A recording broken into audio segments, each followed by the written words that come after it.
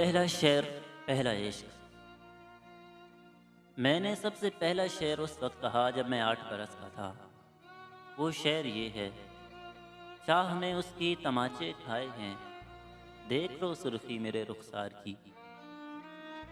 میں نے اسی زمانے میں پہلا عشق کیا، لیکن عرض شوق نہیں کی، اور وہ یوں کہ عرض شوق یا اظہار عشق کو میں ایک بہت ہی بیہودہ اور غلیظ حرکت سمجھتا رہا ہوں۔ یہاں مجھے اپنا ایک شعر یاد آ رہا ہے: حسن سے عرض شوق نہ کرنا حسن کو ذکر پہنچانا ہے۔ میں نے عرض شوق نہ کر کے حسن کو ذکر پہنچائی ہے۔ عرض شوق یا اظہار عشق میرے گمان یا مزاج کے مطابق ایک بہت ہی ذلیل کام ہے۔ خدا کا شکر ہے کہ میں اظہار عشق جیسی حرکت کا ارتکاب کرنے کی ذلت اٹھانے سے اس لمحے تک محفوظ رہا ہوں۔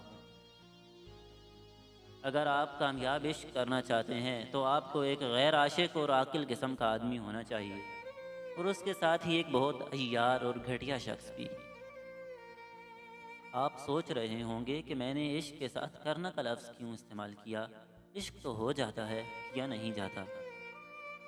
بھائیو، یہ ایک بحث طلب بات ہے۔ میرا خیال ہے کہ عشق ہوتا نہیں ہے، کیا جاتا ہے۔ اور چونکہ میں ایک شاعر ہوں اور عشق کے موضوع پر سب سے بڑی صنعت شاعر ہوتے ہیں، اس لیے آپ کو میری بات ماننا پڑے گی۔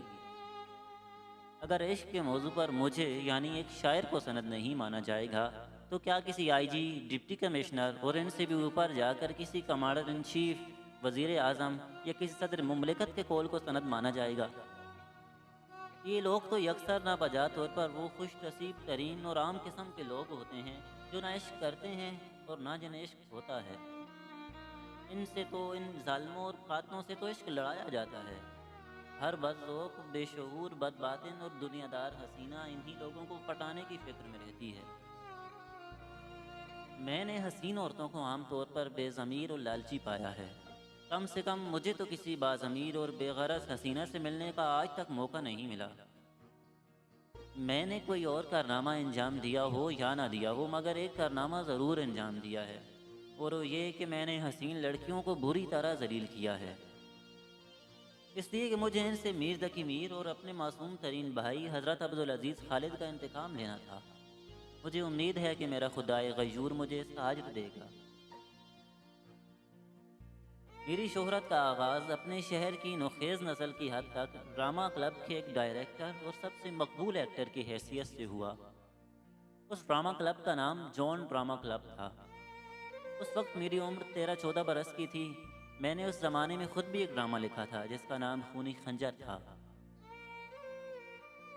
جب میرا لڑکپن تھا تو میرے کچھ دوستوں نے مجھے ایک مصرع دیا اور کہا کہ اس پر 3 شعر کہو۔ وہ مصرع مولانا صفی لکھنوی کی اس غزل کا تھا جس کا مطلب یہ ہے: غزل اس نے چھیڑی مجھے ساز دینا، ذرا عمر رفتہ کو آواز دینا۔ دراصل اس دوران میرے بڑے بھائی حضرت رئیس امروہی کی زود گوئی کا ذکر ہو رہا تھا، چنانچہ وہ میری زود گوئی کا امتحان لینا چاہ رہے تھے۔